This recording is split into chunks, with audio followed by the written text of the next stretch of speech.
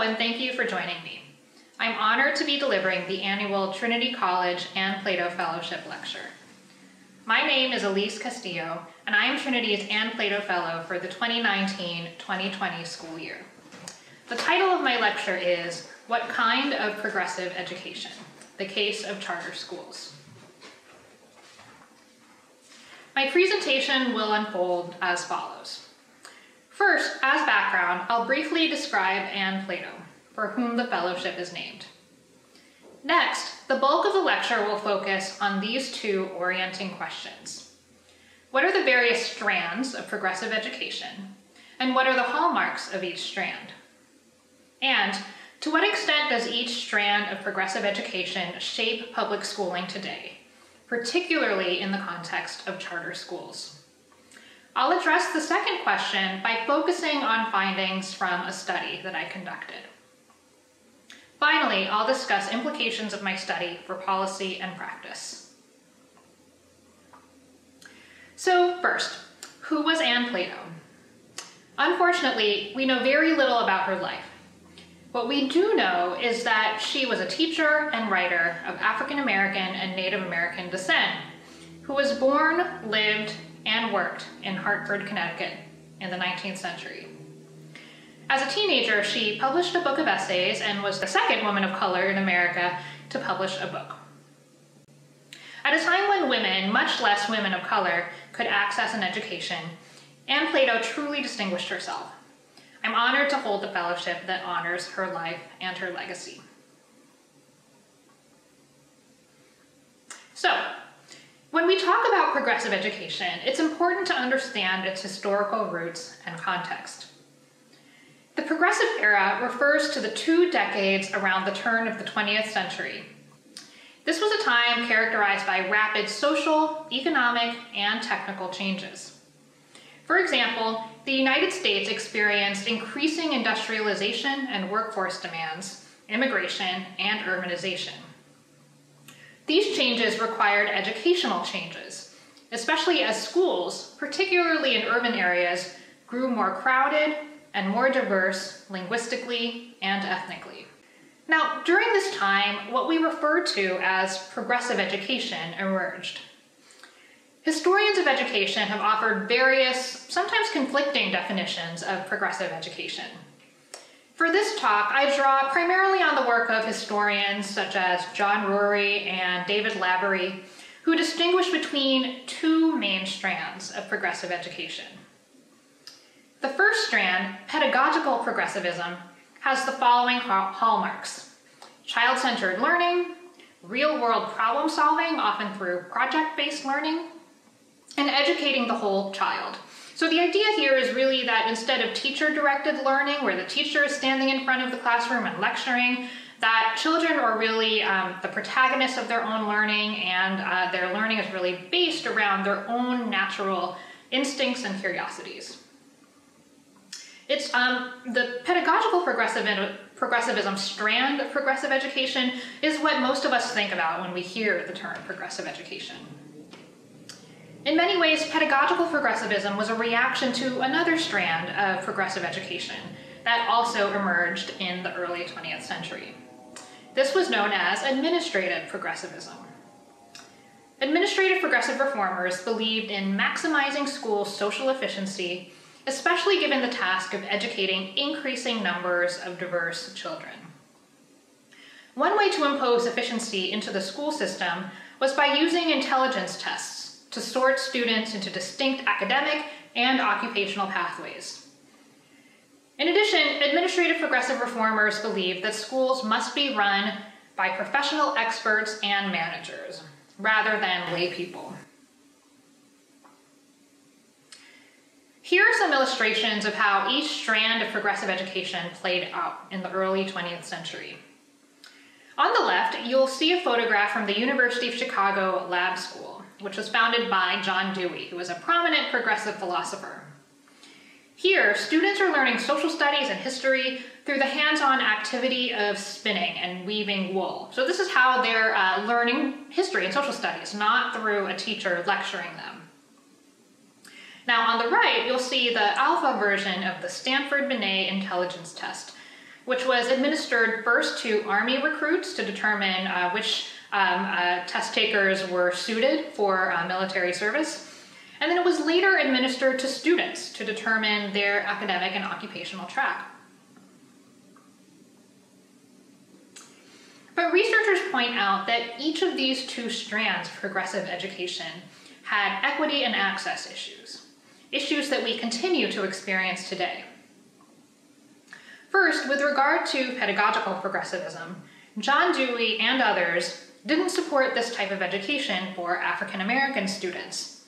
And instead, Dewey called for African American students to receive vocational education, to prepare them for specific labor-intensive jobs rather than for higher education. Also, many researchers argue that progressive pedagogical philosophies are rooted in white middle-class values, and indeed many past and present progressive schools disproportionately serve students who are white and wealthy. Second, regarding administrative progressivism, evidence demonstrates that students' intelligence test scores were correlated with their social class and immigrant backgrounds, suggesting that the tests were a better measure of students' social class, language, and years living in the United States, rather than a measure of their intellect. According to some of these scholars, we see these patterns because tests, both in the past and still in the present day, are reflecting white middle-class culture and values. The past and present impact of such tests is that students are stratified by race, class, and language into different academic and occupational tracks. Therefore, I believe it's important to distinguish a third strand of progressive education, political progressivism. Political progressivism's hallmarks include equitably serving poor students and students of color, and fostering schools integrated by race, class, language, and disability. Historical examples of politically progressive public schools include the free schools and freedom schools of the 1960s and 1970s, and in addition, past and present efforts to foster integrated schools in terms of race, class, language, and disability. So moving now to the second orienting question of this presentation. To what extent does each strand of progressive education shape public schooling today? Three main takeaways to this question stand out from the existing literature. First, administrative progressive tenets most strongly shape current education policy and practice. Nevertheless, pedagogical progressivism continues to shape the rhetoric of public education, or how we think, talk about, and imagine schooling to be. Finally, achieving political progressivism in education continues to be a challenge, largely due to, first, policies that reinforce inequities and segregation, and some examples of these are race-neutral school assignment policies and policies that intersect with our existing patterns of segregated housing, as well as practices that reinforce inequities and segregation. And some examples of these include academic tracking and discipline practices that disproportionately target students by race, disability, and gender. So, given what we know about the existing literature about the impact of progressive education today, I was curious to know to what extent do the various strands of progressive education shape charter schools in particular. I wanted to ask this question about charter schools specifically for three reasons. First, charter schools are a rapidly expanding educational movement. The movement has grown from the late 90s, early 2000s, from serving less than 500,000 students to now over 3 million students. Second, charter schools have the potential to institute novel practices. Because charter schools are publicly funded but privately operated, they have autonomy to experiment and institute new and community-determined practices in terms of pedagogy, as well as just other things in terms of how the school is politically oriented. And third, charter schools from its inception has been an ideologically diverse movement. Charter school advocates come from the left and the right, and they're animated by ideologically conservative as well as ideologically liberal tenets. So before I discuss the findings of my study in detail, I'll give you the key takeaway from my findings. I found that charter schools, initially oriented around political and pedagogical progressivism, moved toward adopting administrative progressive tenets. I argue that this move is due to pressures from a market-oriented policy environment. So try to keep this main takeaway in mind as I now move into details about my study and its findings.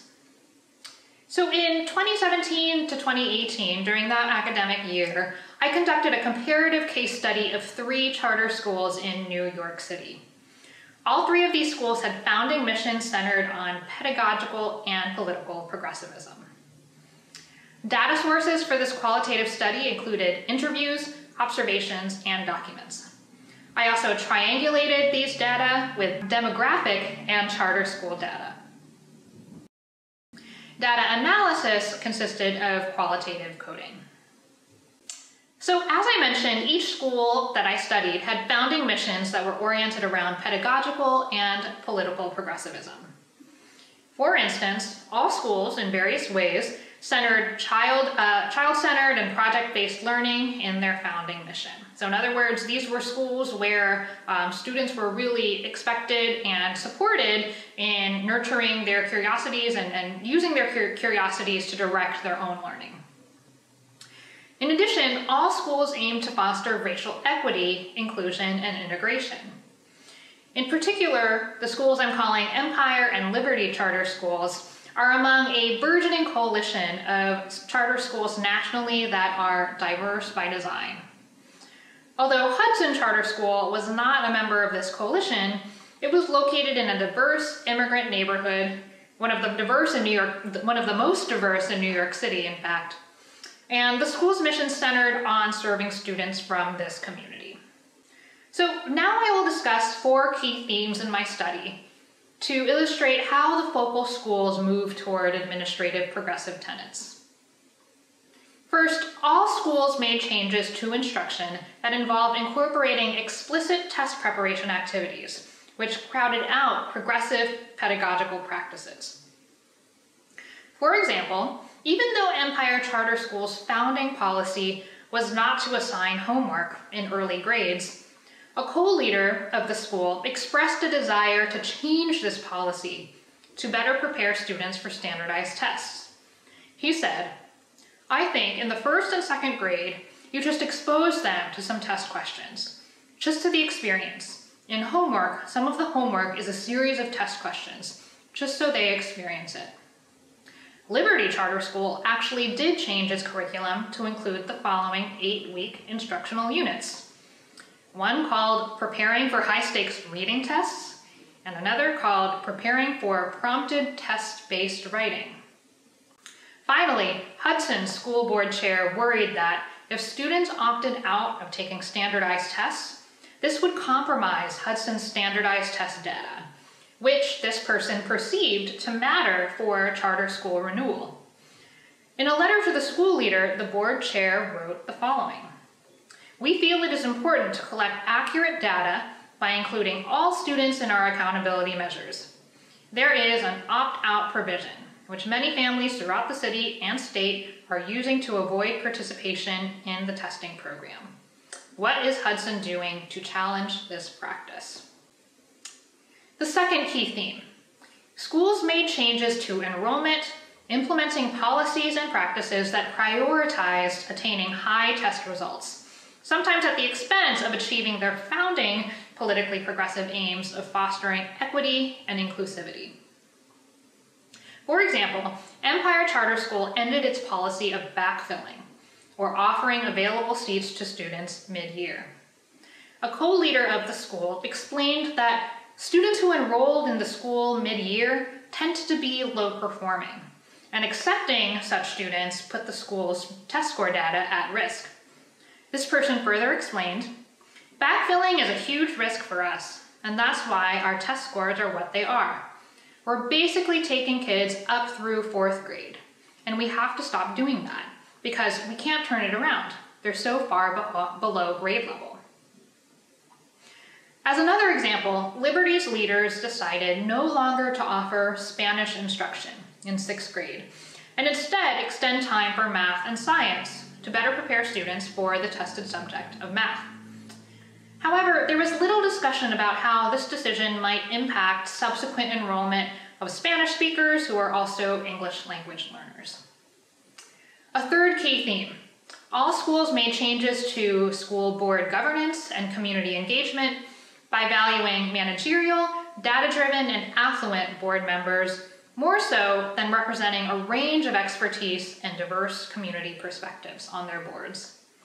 This move undermined each school's founding orientation around political progressivism. For example, at Empire, a board member discussing a potential board recruit who did not live in the community or have educational experience said, "If we bring someone like that to the board, he needs to write us a big check." Similarly, a local news article about Liberty explained that the school aimed to have on its board representatives of large charter management organizations, which are well known for their data-driven and managerial practices. You might have heard of some of the more well-known charter management organizations, or CMOs, such as KIPP or Achievement First. These are well known for having elite managers on their school boards and leadership teams. This article about Liberty stated, "Liberty tries to tap into CMO expertise by having representatives from a couple of the large networks sit on its board." Finally, at Hudson, the board did admirably strive to have a range of community representatives on its board, including parents, current and former teachers, and community members. But its choice of an alumni representative was also strategic, in that the alumnus tapped to serve, whom I'm calling Freddie here, was well connected to affluent networks. As one interviewee pointed out, "Freddie does work for a financial institution, so I'm hoping that he's going to bring some friends." A final key theme: all schools were driven toward administrative progressivism in order to attain efficiency in a saturated and competitive charter school market, where schools were all vying for resources and students. One example of how Empire pursued efficiency was by increasing the board's use of data dashboards to compile and assess student data from practice standardized tests. There were several reasons why Empire's leaders and board perceived high test scores to be important, but among them was the perception that high test scores would attract families to the school, boosting enrollment and reducing attrition. Similarly, Liberty employed various tools to compile and assess data on student enrollment and retention to inform its outreach and enrollment practices and make these practices a little bit more efficient going forward. Finally, at the time of data collection, 2017-2018, Hudson was pursuing a school expansion plan, adding a second campus to his school. Now, there were various reasons that interviewees told me that they thought this was a good idea, but among them was the perception that, according to the board chair, a second school would create economies of scale and lead to more efficient use of financial resources. This person stated, "A second school would create a different kind of financing, shared resources, which will help us in another few more years down the road." So, to summarize, the key themes from the findings demonstrate that school leaders' pedagogically progressive visions and politically progressive visions at the inception of each school were crowded out in a policy and political environment shaped by administrative progressivism. This pattern reflects evidence from the literature that I shared earlier about how the various strands of progressive education shape public education today. So what do I mean by an environment shaped by administrative progressivism? I mean the following: that all schools, including charter schools, must operate in a political and policy context that prioritizes, first, testing as a valid measure of student achievement and school quality. Second, managerial leadership and governance. And third, efficiency in a competitive market. Now, this policy and political context does not prioritize racial equity, inclusion, or integration. And so thus, the context does not incentivize charter schools or other public schools to prioritize these tenets of political progressivism, the tenets that focus on racial equity, integration, and inclusion. So I want to say a little bit about why this study matters in my view for policy and practice. What are the implications for policy and practice? For charter schools to realize their progressive political and pedagogical potential, I argue that we need a few changes in the realms of policy and practice. First, charter school authorizers should evaluate schools on multiple dimensions, not just test scores. These other dimensions could include the following: a charter school's plan to institute and the effects of those plans on achieving diversity and inclusivity, the charter school's commitment to achieving inclusive community engagement, where the school boards and other spaces in the school are truly representative of diverse community stakeholders.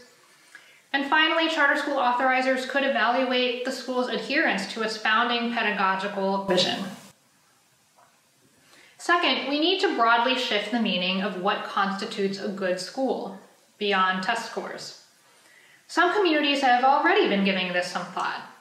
For example, the Massachusetts Consortium for Innovative Educational Assessment, led by Professor Jack Schneider, has developed a framework for evaluating school quality.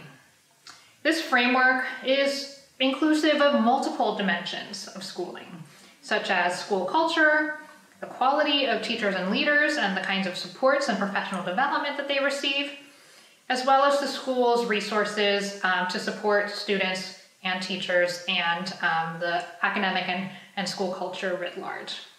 Thinking and talking about schools more comprehensively in this way can help us consider what makes a school good beyond its standardized test results. So finally, I invite you to please send any questions or comments on this presentation to my email address, which you'll find here. And thank you so much for joining me and for listening to my presentation.